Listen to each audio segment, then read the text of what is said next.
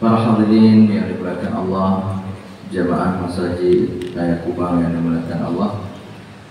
Jadi syukur kita kepada Allah, alhamdulillah. Pada malam hari ini kita masih dimudahkan Allah untuk bersama-sama berada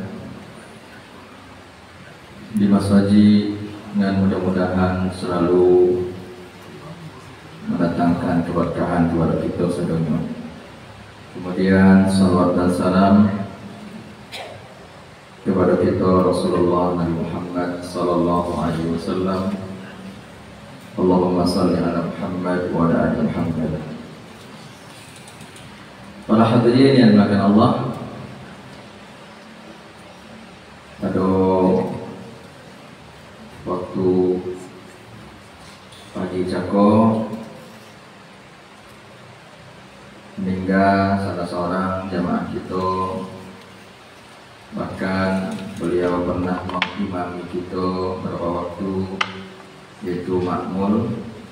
Mudah-mudahan Allah melapangkan kuburan beliau, Allah ampuni dosa-dosanya, dirahmati beliau, disayangi Allah, dan keluarga yang ditinggal diberikan kesabaran. Jadi kini kita mendongak pengumuman orang meninggal, boleh jadi biswa orang mendongak pengumuman kita meninggal. Awal itulah zaman waktu, mulai itulah kehidupan dunia kehidupan dan fana dan akan sirna, fana dan akan sirna. Jadi kalau kini kita mengumumkan kematian orang, besok orang akan mengumumkan kematian kita. Maka kita siap-siap jawabkan kita, pastikan atau minggu pertama bokanan kita bawa ko tidak salah. Bokanan kita bawa menghadap Allah, kita pastikan bona tidak salah bawa. Jangan sampai nandak disuruh bawa kita bawa. Jadi tidak sadonyo boka kita bawa, tidak sadonyo dan kita katakan itu boka. Jadi pastikan bokanya botua. Ba'a cara mengukur boka ke botua, caranya dua. Lai ikhlasna kita membawa boka itu, dan lai sesuai sunnah Nabi atau tidak. Nah, dua caranya untuk memastikan boka nanti kita bawa ke lai botua dua ko. Lai ikhlas membawanya dan lai sesuai sunnah Nabi sallallahu alaihi wasallam. Kalau lai atau dan dua ko, pasti boka kita ko botua. Dan kedua, pastikan dan kita bawa banyak. Bukan banyak dulu baru botua, enggak, botua dulu baru banyak. Itu nangka kita ini. Kemudian yang ketiga, ingat pula serancak-rancaknya boka kita adalah boka takwa. Kata Allah Ta'ala, wa tazawwadu fa inna khairaz zadi at-taqwa. Berbekallah kalian karena sebaik-baik bekal adalah ketakwaan. Jadi tentang boka cako, tiga yang kita ingat, pastikan boka yang kita bawa menghadap Allah itu botua. Cara mengukur botuanya ikhlas dan sesuai tuntunan Nabi. Dan kedua, bokanya yang kita bawa banyak dan segitu. Banyak-banyak boka. Yang ketiga, bukan mereka adalah ketakwaan kita kepada Allah Subhanahu wa Ta'ala. Kita lanjut Pak Ibu pembahasan kita di halaman 255. Di halaman 255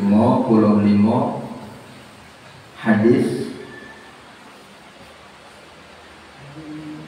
385.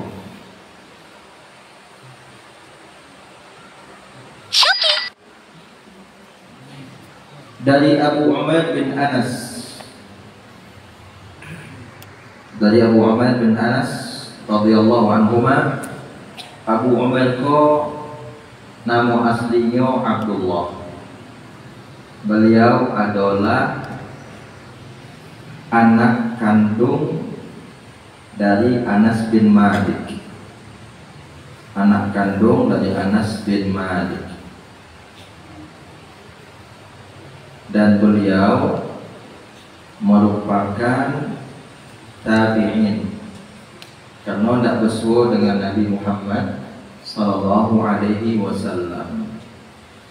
Kalau kita baca biografi sejarah hidup Anas bin Malik, lah kodok kita ulang-ulang, Anas bin Malik anak beliau lebih 100, tapi banyak pula yang meninggal.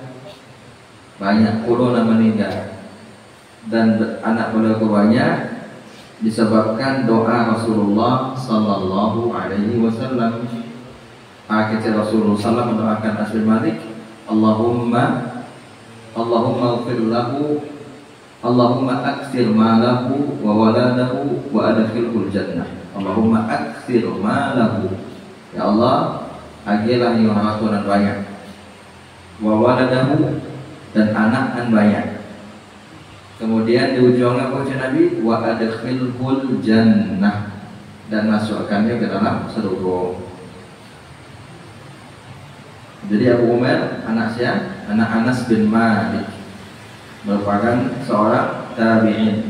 Tabi'in ko nanda bersuah dengan Nabi Muhammad SAW, tapi bersuah dengan siapa? Dengan sahabat Nabi alaihi salatu wassalam. Dari paman-pamannya yang termasuk kalangan sahabat. Dari paman-pamannya yang termasuk kalangan sahabat. Anna rukban ja'u, bahwasanya ada sekelompok orang berkendaraan datang. Fasyahadu annahum, yang lebih benar bukan syahadu ya, Iko mungkin salah cetak. Yang bonanya fasyahidu, barisnya kasrah bukan fathah ya. Jadi dakwah kita babai jawabena supaya nanti orang sesudah kita tidak salah baca. Fasyahidu, karena dalam bahasa Arab tidak ada syahadah, yang ada syahidah yashhadu. Fasyahidu, dan mereka bersaksi annahum ra'aul hilal bil ams, bahwasanya mereka, kita baca dulu satunya.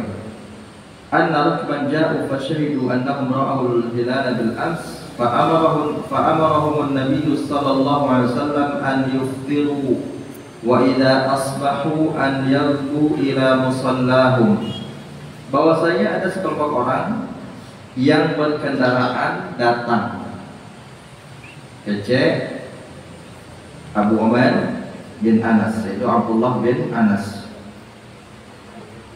dan mereka bersaksi bahwasanya mereka telah melihat hilal kemarin. Jadi ada sekelompok orang bersaksi bahwa mereka telah menengok hilal petang. Lalu Nabi memerintahkan kaum muslimin agar berbuka. Jadi disangkonya hari itu masih puasa. Hari itu masih puasa. Kita anggaplah gini. Tadi hari Komi, ya, ini hari Komi malam, datang orang yang tadi misalnya mengabarkan kepada kita, tadi malam hilal nampak. Kita sangko hilal kalau nampak nih, datang orang kepada kita mengatakan hilal nampak, sehingga Nabi memerintahkan kaum muslimin ketika itu yang masih berpuasa agar berbuka dan pergi ke tempat sholat mereka apabila mereka telah memasuki waktu pagi. Kemungkinan besar ikoko Nabi dapatkan kabar iko sebelum waktu zawal. Waktu zawal itu setengah jam sebelum zuhur. Kemungkinan besar kita para ahli hadis bahwa Nabi mendapatkan berita hilal nampak tadi malam itu didapatkan berita mungkin di waktu duha, dan Nabi suruh para sahabat untuk berbuka sebab kan hilal nampak tadi malam. Berarti di hari itu tanggal 1 Syawal.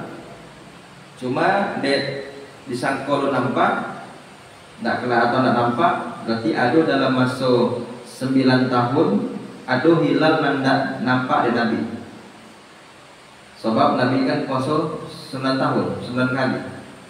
Semasa hidupnya Nabi alaihissalam berpuasa dari tahun ke-2 Hijriah sampai tahun ke-10 Hijriah. 2 ke 10 kan 9. 2, 3, 4, 5, 6, 7, 8. Kita ulang boleh? 2, 2, 3, 4, 5, 6, 7, 8, 9, 10 ya kan? Dari tahun ke-2 Hijriah sampai tahun ke-10 berarti Nabi alaihissalam 9 kali puasa Ramadan. Nah di dalam 9 kali itu ada dan Nabi tidak tahu bahwa hilal itu lah nampak tadi malam, sehingga Nabi dan beberapa sahabat meneruskan puasa kiranya itulah tanggal 1 Syawal. Dan ada yang datang mengatakan hilal lah nampak, dan Nabi percaya semua mereka karena mereka orang-orang jujur. Nabi percaya. Kemudian tadi kecil hadis Nabi perintahkan kaum muslimin agar berbuka, maka sungai dan puasa karena itu tanggal 1 Syawal, dan pergi ke tempat sholat mereka. Itu poin sholat raya apabila mereka telah memasuki waktu pagi. Dan sebagian ulama mengatakan, para hadirin yang dimuliakan Allah, kalau diketahuinya setelah waktu zawal, setelah waktu doket ke zuhur, maka sholatnya boleh di hari besoknya. Itu sebagian pendapat disampaikan oleh para ulama. Seandainya jam 2 boleh lewat kita baru tahu kalau itu itulah hari raya, maka sholat rayanya bukan ketika itu, tapi di hari besoknya.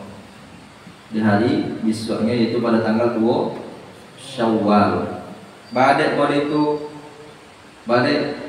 tanggal 2 Syawal karena kita tidak tahu atau terlambat tahu kalau itu tuh tanggal 1 Syawal. Tapi alhamdulillah sepertinya zaman kini itu tidak terjadi insyaallah, kecuali orang yang jauh tinggal dari media-media informasi. Badai pada itu karena pemerintah kita lah membantu kita dengan mengadakan sidang isbat dan dikabarkan ke seluruh media, dan insyaallah banyak orang tahu tentang hari raya. Maka bagi kita pertama, supaya kita tidak berbeda-beda dalam pelaksanaan hari raya, ikuti kaidah yang diajarkan oleh ulama, hukmul hakim yarfa'ul khilaf. Keputusan pemerintah menyelesaikan perselisihan. Jadi ada kaidahnya, hukmul hakim yarfa'ul khilaf. Keputusan pemerintah menyelesaikan perselisihan. A mengatakan besok masih puasa, B mengatakan bisu alah rayo. Mana kita iko? Si A atau si B? Organisasi A atau organisasi B? Kita tanya sama pemerintah, putuskan pemerintah. Pemerintah dalam hal itu adalah Kementerian Agama Republik Indonesia. Maka bagi kita kami malam lalu, anggaplah pemerintah salah dalam menetapkan, tapi salah mereka itu dibangun di atas sunnah dan mereka telah berijtihad. Karena menimbul dan kesalahan mereka telah tetap menyatukan itu, membuat orang tidak memecah. Ketika pemerintah mengatakan kita besok raya sarunya, anak pecah orang. Serupa anak di negara-negara Arab.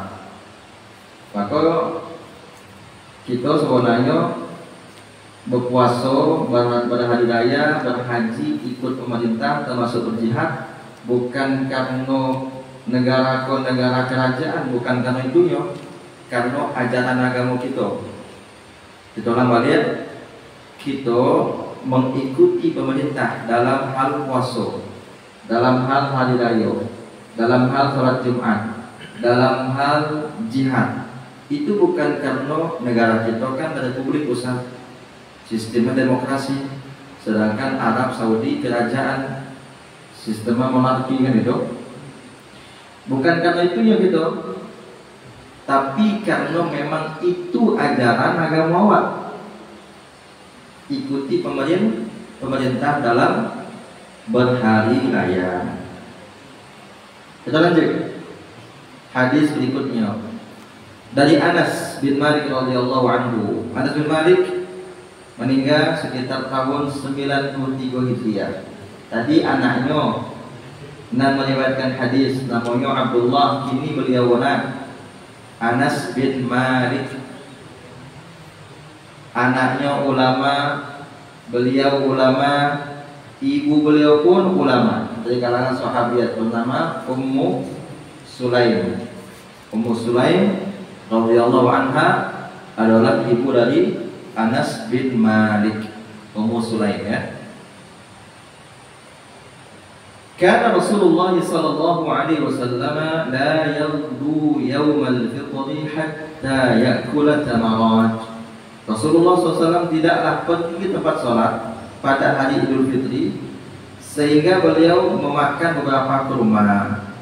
Hadis itu hadis riwayat Bukhari, merupakan dalil bahwa disunnahkan sebelum kita pergi ke tanah ke musalla Id, ke tempat salat hari raya Id, kita disunnahkan makan.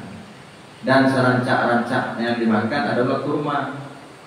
Karena perut kita kan sedang kosong. Sebab kita jago lolo perut kosong. Ketika perut kosong kok makanan pada rancak kurma. Ya.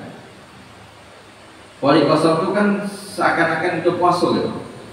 Makanya dari orang Inggris makan pagi yang namanya sebagian mengatakan fast itu puasa, sebagian mengatakan cepat. Karena dalam bahasa Inggris makna fast, ya kan? Fast atau fast bacanya itu orang hebat bahasa Inggris kalian tahu kan? Maka pakai rancak itu belajar bahasa Arab.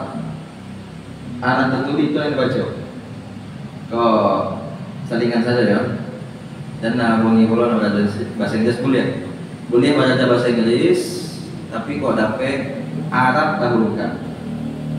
Pelajari dulu bahasa Arab. Karena tidak lancar juga gitu.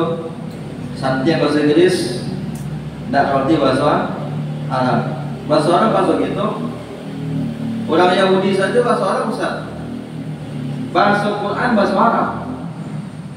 Bahasa Quran bahasa Arab. Nabi kita orang Arab. Nabi Muhammad SAW orang Arab. Jadi Bapak Ibu yang makan Allah sampaikan kepada anak belajar bahasa Arab baru bahasa Inggris. Lah santai bahasa Arab belajar bahasa Inggris. Dan dibalik. Lah santai bahasa Inggris, bahasa Arab belajar santai. Bahkan tidak terkena belajar bahasa Arab rugi ya Pak. Kalau bisa belajar bahasa Inggris panca kalau kita nanti berdakwah ke Australia, ke Amerika, kemanapun laku bahasa Inggris. Jadi perlu juga kita belajar bahasa Inggris, tapi syaratnya tadi pandai bahasa bisa, minimal bisa, tidak perlu pandai, minimal bisa berbahasa Arab. Jadi para hadirin makan Allah, dan serancangnya adalah memang makan kurma. Dan disunahkan pula, dianjurkan pula menurut ijtihad para ulama. Ya, kita masukkan dianjurkan ya, bukan disunahkan, dianjurkan. Karena beda. Bahasa usul fikih kalau dikatakan disunahkan berarti dari Nabi itu. Kalau dianjurkan berarti itu ijtihad para ulama, dianjurkan para hadirin makan Allah makan kurma itu memang bilangannya bilangan ganjil. Bilangan ganjil. Apakah 3 butir atau 5 butir? Maka memang hendaknya untuk dijawab pribadi bagai kok, untuk kita sadarnya ya. Di rumah-rumah kita kok ada kurma. Sebab baca Nabi alaihissalam, la yaju'u ahlu al-bait alladzina fi baitihi tamar. Tidak akan lapar keluarga yang di rumahnya ada kurma. Jadi perlu kita kok dapat mengkonsumsi atau ngelotaan kurma di rumah kita. Bukan sekadar letak tapi dimakan ya. Tapi tentu belajar dulu melotaannya. Memang bakwan kok lebih lama pada kurma. Dek itu ya. Dek itu orang Indonesia kok. Nah, kalau tidak mau Pak Ibu cuma itu di awal lah. Awak pribadi walaupun lah 6 tahun kurang lebih tinggal di Timur Tengah, tapi masih lama itu di awak bakwan daripada kurma. Karena dari kecil lah makan bakwan kan.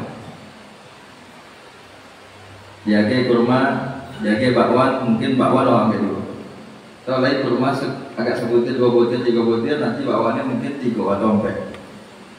Tapi kita perlu belajar memang. Perlu kita belajar untuk bisa makan kurma.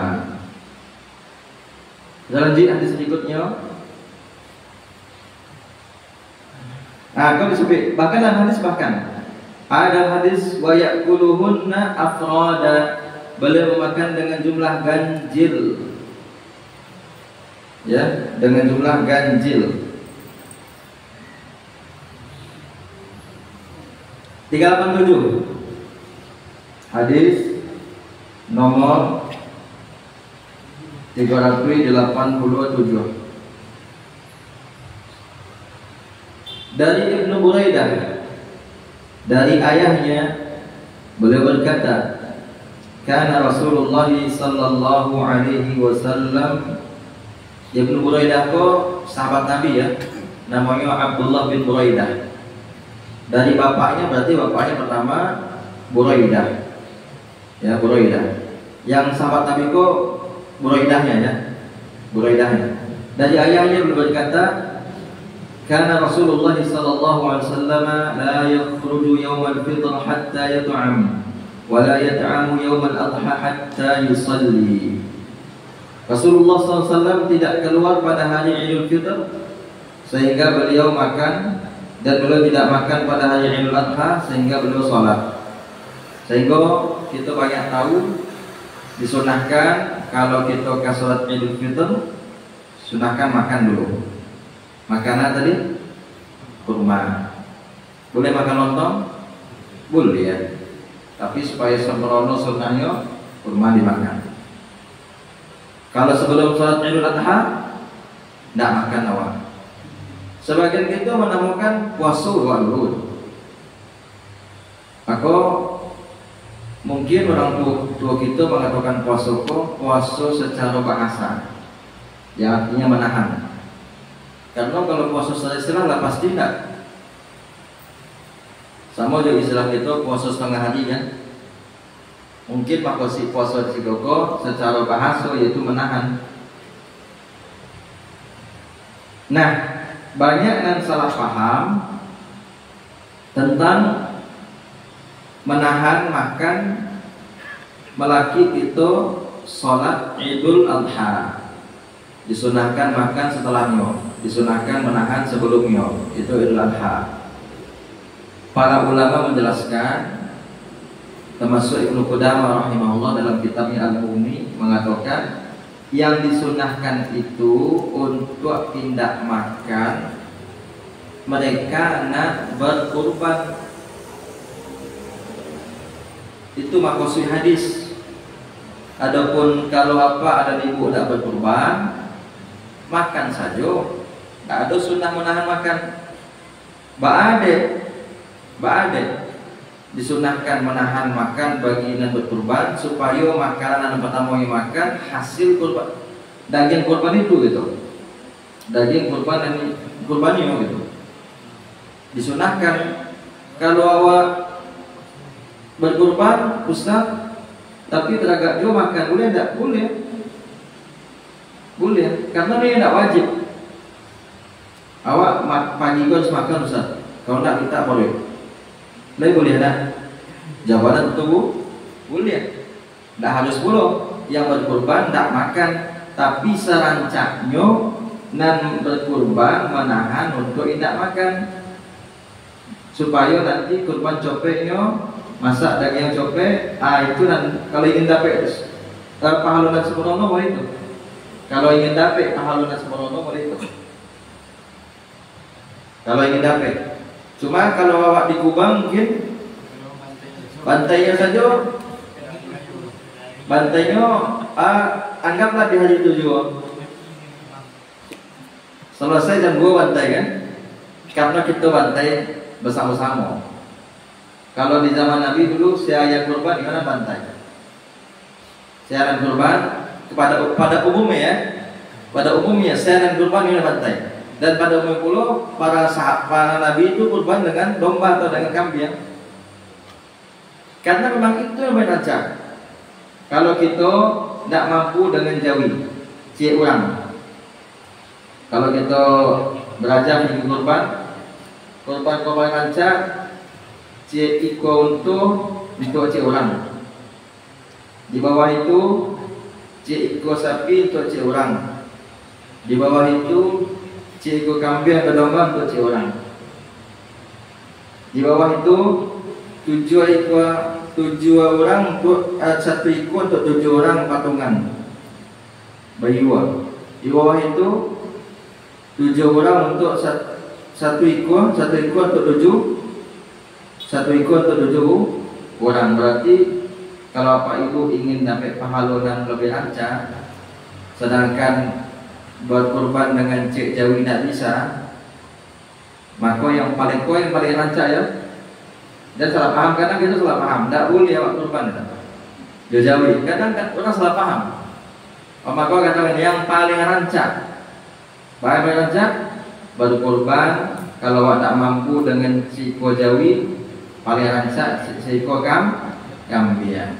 Tapi kalau ingin jual bayi gua namanya sama-sama, boleh, tak ada salahnya.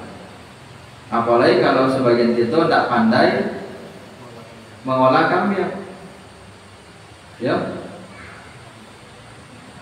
Kalau orang Arab, ya mana santia mengolah kambing tak busuk, bau kambing.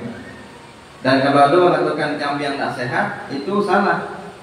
Justru menurut hasil penelitian dan orang-orang ahlinya, makan kambing itu menyehatkan, bukan menyakitkan, bukan membahayakan, tapi menyehatkan. Jadi Ibnu Qudamah rahimahullah mengatakan dalam kitabnya Al-Mughni, yang dimaksud hadis adalah makan atau menahan makan hanya bagi yang berkurban, dan serancaknya kita tak menyebut berpuasa tapi menahan. Tapi kalau puasa yang kita makosi menahan secara bahasa, insya Allah tak masalah. Karena kan banyak istilah-istilah kok dan kita ubah. istilah agama tidak boleh itu lah masyhur dalam kita istilah menuju kita pakai istilah agama tapi pemahamannya beda dengan pemahaman agama. Contohnya musola, contohnya kita menamakan surau kan musola enak, padahal dalam fikih musola apa?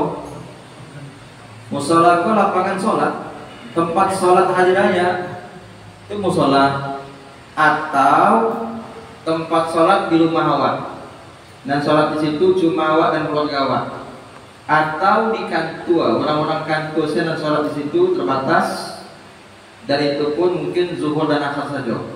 Tapi kalau misal surgaku surau gantian kubang lain dari mau kotus itu sholat lain, berarti secara fikih namanya masjid, namanya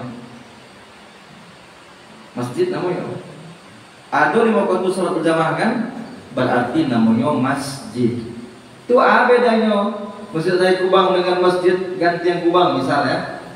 Masjid Gantian Kubang kok pak masjid atau masjid Sohir, itu kok nama masjid jami'. Ada bedanya. Makanya kita dalam bahasa Indonesia masjid raya kan gitu. Raya itu artinya kan besar. Besar itu bahasa Arabnya jami', mengumpulkan. Ada masjid agung, ada masjid akbar, seorang masjid kabir, jami'. Karena masjid itu dipakai untuk mengumpulkan orang setiap hari Jumat dan kata jamaah. Makanya harinya namanya hari Jumu'ah. Jadi istilah musola saja lah banyak itu salah.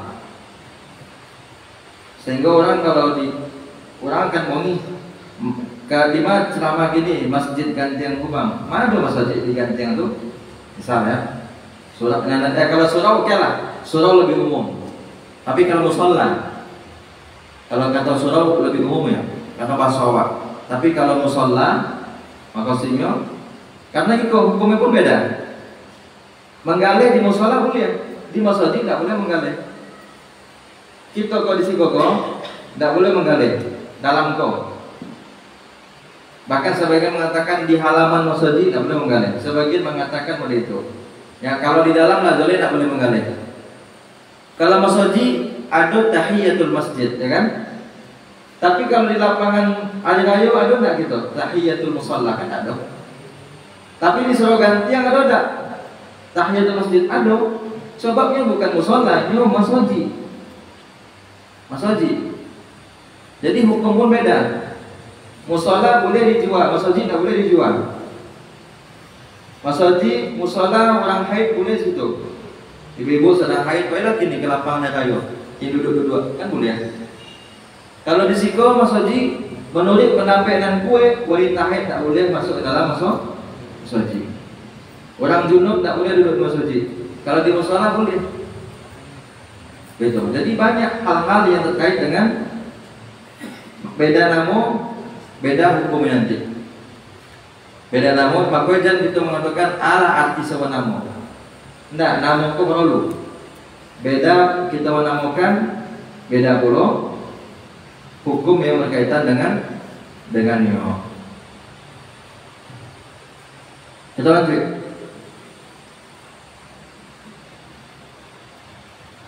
Kita lanjut. Contohnya kopiah enak. Kopiah apa? Arti kopiah. Peci lah. Kalau kecil orang kopiah pun ada peci. Kopiah. Apa kopiah? Tengkuk. Tengkuk kok kopiah. Dia orang awak kopiah kok peci. Dia orang Arab dan peci kok bukan kopiah, tapi kopiah, kopiah.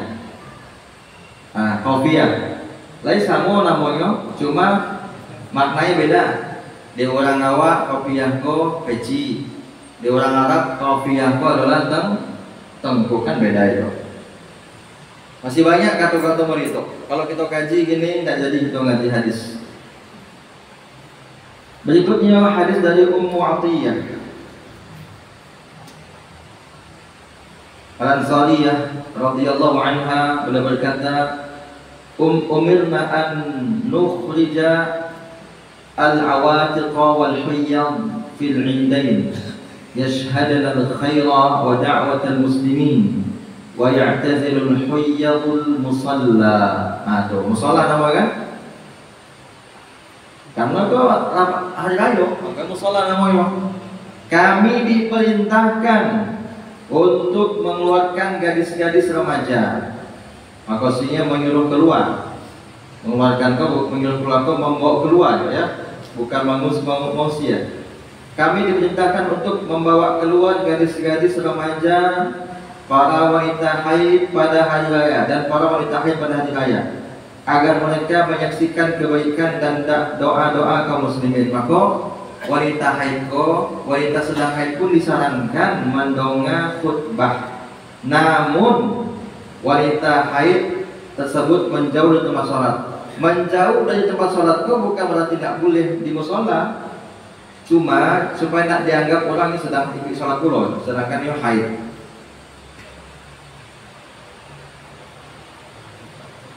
Jadi apa-apa dari ibu, wanita-wanita serancaknya memang ikut sholat hari raya supaya mendengar khutbah khusus untuk mereka. Dan Nabi Muhammad SAW ketika beliau khutbah, ya, ketika beliau khutbah hari raya, ada nasihat khusus setiap khutbah beliau, ada nasihat khusus untuk para wanita. Di antaranya nasihat beliau, tasaddaqna wa aqsidna minal istighfar. Di antara nasihat Nabi dikhususkan Nabi datangi itu. Nabi dulu khutbah, mungkin kalau kita lakukan gini ganji di awana. Kalau kini kan ada mikrofon, dahulu ada mikrofon. Nabi datang ke saf-saf wanita. Kalau kini dikejar ustadznya cantik. Ya memang ustadz ini tentu tidak sama dengan Nabi ya. Ya kan? Ya ustadz kadang-kadang bagai-bagai saja. Ini orang ini orang kok. Ini ada istri kan. Makanya cari ustadz, dan kalau bisa ustadz kok jangan suka bagoran ada padusi. Kalau lah suka bagoran ada padusi, tentu tidak ustadz namanya. Namanya sutai kan? Kalau ustadz pakai dal, ustadz artinya guru. Guru tentu tidak membawa padusi. Kalau bini orang yang bagoran tuh tidak ustadz tapi sutai. Sama dia buya. Kalau buya kok dari kata abu ya, artinya bapak. Buya diambil dari bahasa Arab, abu ya, ayahku. Bentuknya kata dituakan ya, maka dipanggil buya. Tapi kalau suka membawa manusia, namanya buya lah. Jadi hati-hati kalau ingin jadi ustadz, jadi buya, ya harus banyak nanti jago. Harus banyak nanti dijago. Istrinya tak ada pagorahan. Istri orang yang pagorahan. Ada model itu kan? Istrinya teragak di pagorahan sama ustadz kok. Dan istri orang yang pagorahan juga. Jadi kami diperintahkan untuk membawa keluar gadis-gadis remaja dan para wanita haid pada 2 hari raya. Makanya para ulama dahulu, dan pertama kali mereka lakukan ketika mereka poi sholat hari raya adalah mereka ghaddul basar, menjaga pandangan mereka, sebab banyak gadis-gadis wanita haid pun keluar. Padahal zaman dulu pakaian orang kok hitam sadonya. Jadi pakaian orang hitam kok sadonya, muka tertutup kok sadonya, bukan zaman kini aja. Mungkin awak kurang membaca. Mungkin. Kalau kini kok lah baru saja. Orang kok hitam-hitam pakaiannya. Siswa tak ada orang model itu. Awak kurang baca. Ya benar. Kalau ingin tahu Bapak Ibu, buka semua tafsir ulama siswa tentang makna surat Al-Ahzab ayat 59, bukalah. Alhamdulillah, makalah tafsir awal semester 3 tentang itu. Jadi awak insya Allah tahu. Buka semua tafsir Qurtubi, tafsir Ibnu Katsir, tafsir At-Tabari. Itu anak sebab itu tafsir induk saudara. Semua tafsir mengatakan bahwa pakaian wanita zaman Nabi, zaman sahabat, zaman tabi'in. Jadi kalau kita katakan kini ko baru orang kau baru duduk muka, sisuk ada sisuknya bilo. Mungkin tahun-tahun 50-an. Tapi tahun 50 Hijriah, kalau tadi mungkin tahun 1950 Masehi, tapi kalau tahun 50 Hijriah, mau itu pakai orang. Jadi kalau ingin tahu, buka tafsir tadi. Tafsir sekali aja. Agar mereka menyaksikan kebaikan dan doa-doa kaum muslimin, namun para wanita haji tersebut menjauh dari tempat sholat. Dari siku kita hendak waktu sekete, ada yang baru disampaikan dari siku Pak Ibu makan Allah. Sebagian ulama mengatakan wajib bagi laki-laki ikut sholat ini, karena berdalil dengan hadis Ummu Atiyah radhiyallahu anhu, sebab wanita saja disuruh oleh laki-laki. Nah, itu alasan pendapat pertama. Pendapat pertama ko dikuatkan pula dari Ibnu Taimiyah rahimahullah. Pendapat ko dari Abu Hanifah dan dari Imam Ahmad bin Hanbal dikuatkan oleh Ibnu Taimiyah rahimahullah, begitu pula oleh Imam Asy-Syaukani rahimahullah. Jadi kalau ditanya hukum sholat id apa sebenarnya, wajib atau sunnah, maka kita katakan kalau kita lihat ke buku fikih pendapat ulama ada 3. Pertama wajib ain, tapi yang mengatakan wajib ain itu dibantah, ada hadis bantahannya. Ketika seorang lelaki bertanya kepada Nabi tentang asalnya kewajiban sholat, Nabi katakan cuma sholat 5 waktu. Ada yang lain selain 5 waktu yang wajib oleh Nabi? Tidak ada. Illa an tatatawwa, kecuali kalau engkau ingin sholat sunnah. Jadi pendapat wajib tadi itulah tidak kita pakai. Pendapat yang mengatakan laki-laki wajib sholat Jumat, sholat apa? Hari Raya, itu tidak kita poci. Kita hargai tapi tidak kita poci. Kita hormati tapi tidak kita wajib. Pendapat kedua mengatakan fardu kifayah. Fardu kifayah. Dari mereka dari inna a'tainakal kautsar fasalli li rabbika wanhar.